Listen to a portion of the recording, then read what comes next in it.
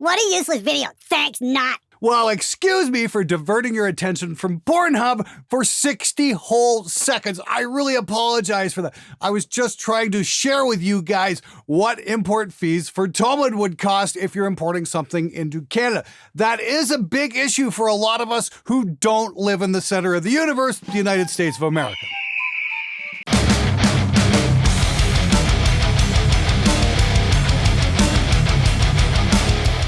Hey everybody, it's Thursday. Time for SMG viewers' comments. Hope you're having an amazing Thursday. Hope you're having an amazing summer, actually. So this is my show where I answer your comments and questions about recording, mixing, all that kind of stuff to the best of my ability. If you've got a cool question I think can help out the viewers, I'll be more than happy to put it on the show.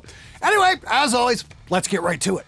Hey Glenn, I got a question for you. Why did you choose to stay in Windsor? Have you ever regretted not moving somewhere with a better music scene?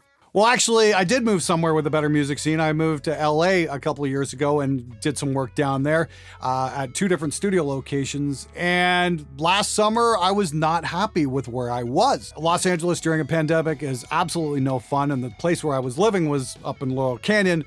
And it's basically when everybody would go home at night, it was pretty much solitary confinement for 3 months straight. And that just was not good for my mental health. So I came home. Now, the advantage of coming home to Windsor, first and foremost, is we've got fiber optic here. So I've got gigabit fiber up and downstreams. So if you're a YouTuber like me, you know, having that kind of bandwidth makes a lot of sense. You can upload a lot more stuff more quickly. God damn it. As you can tell, I was outside. Got interrupted there. I'm having my driveway repaved today, so was just talking with the crew for that. So the whole point for coming back to Windsor was we've got fiber optic here, which is magnificent because it's a gigabit upstream and downstream, which when you're doing YouTube, you really need. I will say this, you know, LA's a lot of fun, but your internet is fucking garbage. It's fucking terrible. I don't know how anybody gets anything. Entertainment capital of the world, and the internet's terrible. It just makes no fucking sense to me whatsoever. Seriously, if you're on internet and it's not gigabit fiber up and down, you are getting fucked royally. Don't kid yourself. You are being fucked. Big time. Believe me, I really feel bad for the Australians dealing what they have to deal with. But yeah, Windsor, for all its warts, has bleeding edge internet, and it's fucking amazing. The other thing is, I own my house, so I don't have to pay rent, and that's something that's not cheap in LA. So when I came back here, I thought, okay, well, I'm going to take the money I was putting into LA rent and I'm going to put it back into the show. So instead of, you know, spending my money on something I really don't need, I'll put it into the show and maybe hire some people, some editors and some thumbnail designers and that kind of thing. And that's all been happening over the last few weeks, and it's allowed me to get ahead of the game just a little bit, which is great. So instead of busting my ass, you know, 6-7 days a week for 16 hours a day, I can hand off some of that work and get things done a little bit more efficiently and get ahead of the game, and maybe even take a vacation for once. So yeah, Windsor, not the greatest place to live, but you know what? It can be a whole lot worse. The other thing is I'm going to build an addition onto the studio, and there's be more on that a little bit later.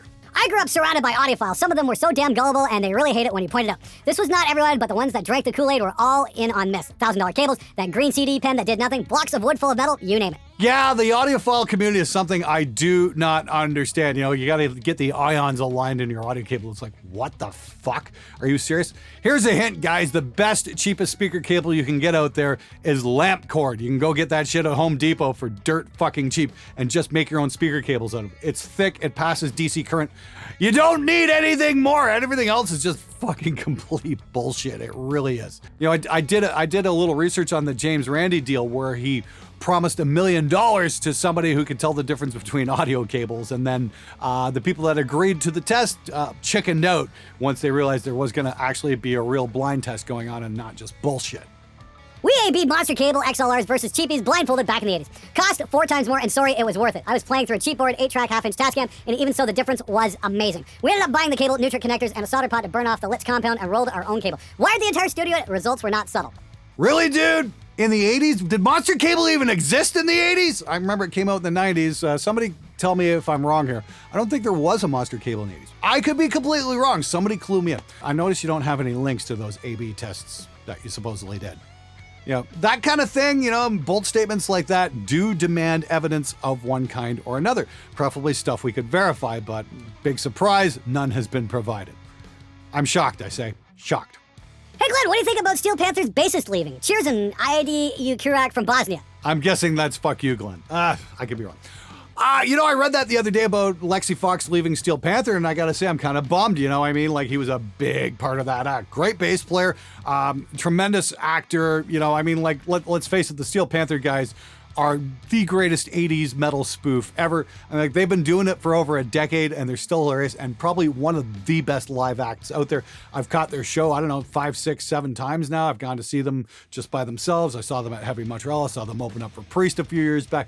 Yeah, always a great time. Just brilliant performers all around.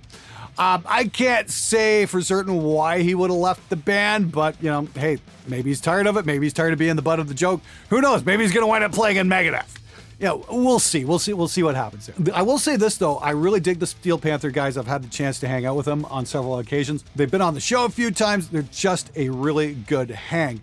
And, Lexxi is going to be a tough act to follow. I can say that. Finding a guy who they can replace and still keep the show going, that's going to be a tall order. The guy did have some pretty serious skills. I will say this. Just even ad-libbing, it's amazing. I remember the first interview I got to do with those guys, back in 2015. When they were opening up for Priest, actually. It was great, Sit down on the tour bus. I got Satchel one side. Lexxi sits down, and it's just like, dude, you broke your mirror. Yeah, an ugly chick looked into it. Just these guys just don't break character for anything. And just what an amazing bunch of dudes. Like I said, I hope they find somebody worthy of filling that vacancy. That's going to be a very tall order to fill, but hopefully it's going to happen. We'll see where it goes. Lovely Glenn, you are my hero. It doesn't matter how many years it takes. I work in R&D at a big boat company called Boston Whaler in Edgewater, Florida. I am a mold builder and do mold changes. Lots of grinding fiberglass and finishing work on the new prototypes. I am very good at what I do, but it's soul crushing and I fucking hate boats and the rich turds who buy them. Back when I was a band, this job was my backup, and now I'm stuck. Hearing that you were at your job for so many years gives me hope that one day I can walk the fuck out of the corporate world. Hey man, thanks so much for sharing your experience. That's the thing. I get it. You're not alone. There's a lot of us out there who are doing shit jobs at stuff we fucking hate in order to pursue our recording dreams. And believe me, there is absolutely nothing wrong with that. If YouTube hadn't happened, I would have probably kept doing bands right up until the point I retired from Chrysler, and then just went to doing bands full time if I could.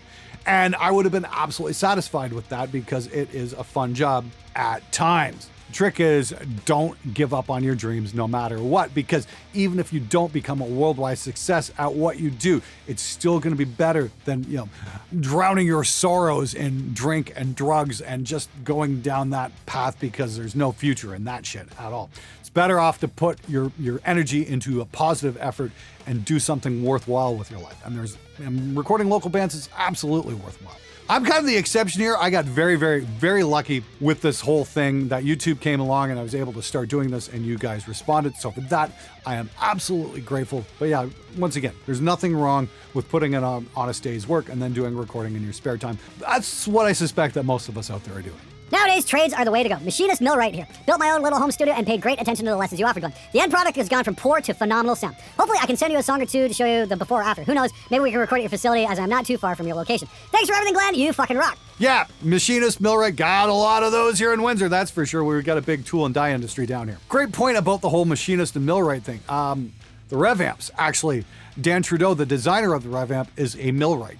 Dan designed the rev amp over the course of several months because he couldn't find an amp that sounded the way how we wanted, so he said, I'm going to build this my way. And it's great. You pull a rev amp apart and you can tell it was built by a millwright because everything is really easy to get to. I'm like, holy shit, somebody was really thinking about this when they put it together. That's fucking skilled trades for you right there. As for recording in my place, hey man, that might happen at some point. I'd say let's wait till we build the new place and I've got a bit more space because it's a little fucking cramped in here these days.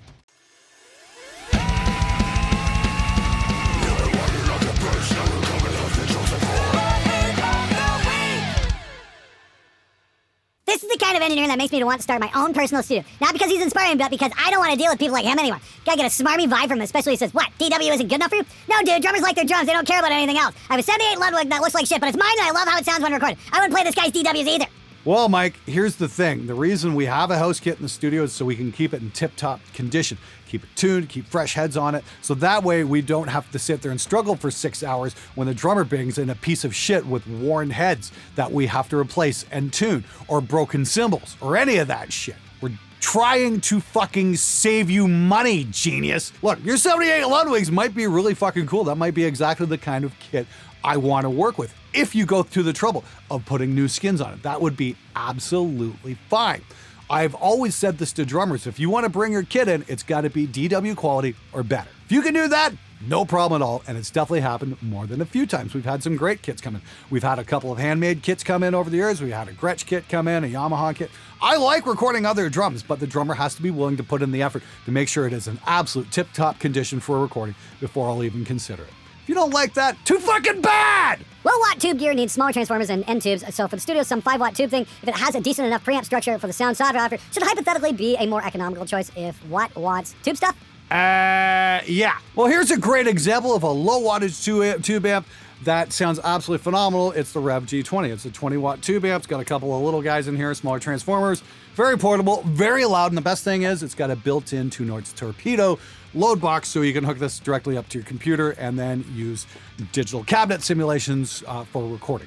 Great fucking package. I highly, highly, highly recommend this amp. If you're in an apartment or living in your mom's basement or something like that and you can't crank shit up, this is definitely the way to go. It's a wonderful hybrid system, but it'll also power a real speaker as well for on the stage. Can't say enough good things about this. Glenn, how would you go about incorporating DJing into metal? I cannot find much advice on it, and I look up the bands like Linkin Park and Slipknot, both of which have DJs. Fuck you, Glenn. Ooh, you know, that's the one thing I've never got to record was a DJ in a metal band. That's never fucking happened. I mean, like, if you're into that style, that's totally fine. There's nothing wrong with that whatsoever. I will paraphrase Cameron Webb here, and if I get the details wrong, my apologies. Cameron was Terry Date's assistant at one point. Cameron went on to do a whole bunch of stuff with Motorhead and, you know, had an amazing career. But back in the 90s, he was Terry Date's assistant. And he told me the story about how the song Nookie came along when Limp Bizkit was in the studio. And apparently that all came around something that DJ Lethal was fucking around with. And they basically wrote that song in 20 minutes or something like that, all based off something the DJ came up with. And, you know, that was a gigantic fucking hit. So yeah, always take your inspiration from wherever you can get it, even the DJ. If you guys out there have some experience in recording DJs, hey, leave some comments below because I'd love to hear about that. That's something I've never explored, not even once. Normally your guitar tone sucks, but this is one of your best guitar tones. There's only 2 of your videos where I really like your guitar tone. Yeah, thanks. That was a pretty excellent amp sim, by the way, the STL tones, Lassa Lambert. Actually, Lassa gets some of my favorite rhythm tones ever. If you check out like the first Ailstorm album, I'm in love with that guitar tone. Lassa did an amazing job. I would definitely recommend checking out that amp sim if you like really awesome metal rhythm tones. Go check the demo out at least. It's definitely worth having a look. Do you ever cover the title of any video or you just talk for 20 minutes? Let's hear some amp simulations. Wow, clearly you have been paying attention. I just did the Lassa Lambert demo, and I also did the Fredhead from Frederick Nordstrom. That was a cool sounding amp sim. A lot of you guys kind of were scratching your head about that one. They've got a new version of that. Apparently it looks nicer and they've tweaked it out a little bit as well. I'm going to put that on the show at some point. Don't know exactly when, but I do want to get to that. I'm also taking a look at the new one, the Rhino from Aurora DSP. That one's really cool. That still needs to wind up at the show at some point. But yes, got a whole bunch of stuff coming out. Oh, and of course, Audio Assault. Going to do some videos on that as well. Point being, dude, is if you're not paying attention, viewers' comments come out on Thursday, and they're referenced by the letters VC in the title. I know. It's a real stretch and really requires some imagination to figure out that VC stands for viewers' comments and usually has the episode number as well. I'm sorry that's a little too subtle for you to pick up, but those are the ones where I answer comments and questions. The ones that are called demos are usually the ones where I'm demoing the amp sims. Sorry I made that too cryptic. Can someone explain the differences between traditional and standard sizes? I can probably just Google it, lol. Yes, Matthew, you lazy fuck, you could definitely Google it, but I'll explain it anyway, just so there's no confusion. So basically, traditional and standard sizes are different tom depths. When I got my original DW kit, I got the standard size because I thought that's what would be used because it said standard, and unfortunately that's not. Those are really fucking deep toms. Like a 12-inch tom will be 10 inches deep, and it's very difficult to place over a bass drum. That one was an absolute beast. Somehow we managed to get the 14 by 12 over the bass drum in the original kit configuration because it was originally 12, 14, and 16. And I wound up adding a smaller tom just so we could move it over a little bit. Yeah, that 14 by 12 was a complete and total bitch. With the Pearls, I went with traditional sizes, so the 12-inch tom is only 8 inches deep, and the 10-inch is, 7 inches deep, something like that. They're much, much, much easier to place and work with, and we can just get them in a little bit more closer and a little bit lower so they're more comfortable to play. That's the thing with the standard sizes, the drummers kind of had to reach to get over it, and as you can imagine, the whining never stopped. Ugh. Not gonna miss that at all. Well, taking into account most popular opinions here, the fact that no one cares anyway, I say this, meh. I guess the reason why Pearl drums have been used so much by metal bands these days is that they mostly sound controlled. By that, I sound dead. Just a short boom, then nothing. Nothing of what makes drums alive. No lively overtones, no sustain, no resonance, no sparkle, and I guess that's what you want in a studio. No additional tweaking simply because there's not much to tweak. I've never played this particular variety though, but I'll be surprised if there's anything not typical Pearl in this regard. Wow, that's a pretty harsh criticism. I don't know if we checked out a few of the demos and wound up going with it, because I thought they sounded freaking huge.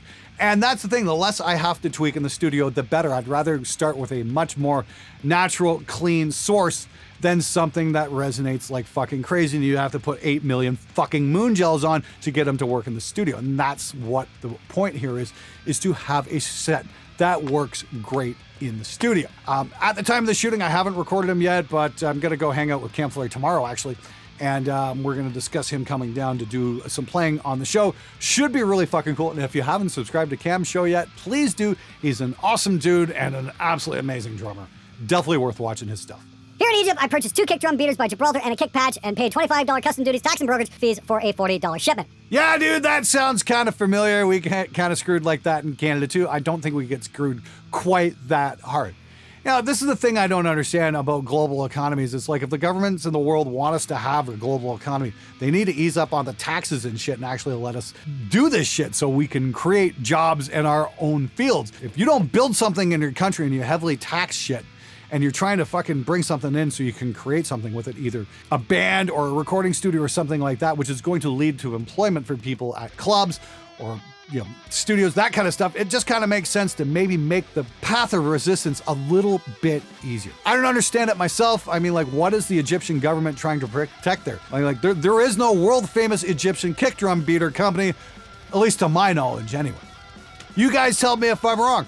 My grindcore band wasted 5 months with a so-called producer who just basically ghosted us. Never gonna see those recordings again. So we bought a bunch of entry-level gear and we're going to make live demos from here on out. DIY or die. Good for you, man. We need more of that attitude and whatnot. And I'm sorry your producer ghosted you. I don't know. Maybe he was out of his depth, thought he could do a grindcore project and got halfway through and realized that he couldn't. The least he could have done was say, hey, man, you know what? I can't handle this. I mean, like, I've been through a project like that as well, where I was working with the band for, I don't know, about a year and a half, like back through 2004 all the way up to the end of 2005. And I got to the point of going through the song so many fucking times, like, guys, I can't do this anymore. Here's the fucking tracks. Go take this elsewhere. I'm fucking done. Actually, yeah, it was spring 2006 by the time I got to that point. It was the worst feeling I've ever had in my life, going to a client saying, I can't take this any further. And the next project, I just knocked it out of the fucking park. That was Black Creek. We had a blast doing that. It was such a fucking difference from one band to the next. So maybe the guy was out of his depth, but he should have manned the fuck up and said, look, I can't take this any further. Here are your tracks. At least you could have had something to do with it then. That's kind of a dick move just to turn around and ghost you like that. Sorry I had to go through that. But good luck with your home recordings, man. Watch the show. Got a bunch of tutorials coming up, especially on the drum stuff with that beautiful Pearl kit. You guys are definitely going to want to watch that. How about your new studio, Glenn? Waiting for that series. And so am I. I just actually talked to a couple of my neighbors and got permission from them just to make sure they were okay with me building like a 40-foot addition onto my garage. They're like, yeah, no problem. I've still got to ask the people who live behind me. I'm sure they're going to be cool with it too. And once I've got that permission, I can go to town council with a plan, say, here's what I'd like to build. Here's what I want to do. And hopefully they're going to be okay with it. I mean, like, I've taken a bike ride around this neighborhood, and there are a lot of people around here who have outbuildings that are just gigantic palaces or their own houses in their own right. I can't really see them saying, no, I've got the property for it, so it should be cool. And yes, you can believe me, I'm going to document the whole process because I think it's going to be really freaking cool. Anyway, make sure you're subscribed and notification bell for all that good stuff. Once again, I'll say thank you so much for watching, and what are you doing sitting there? Go do some work, you lazy fox!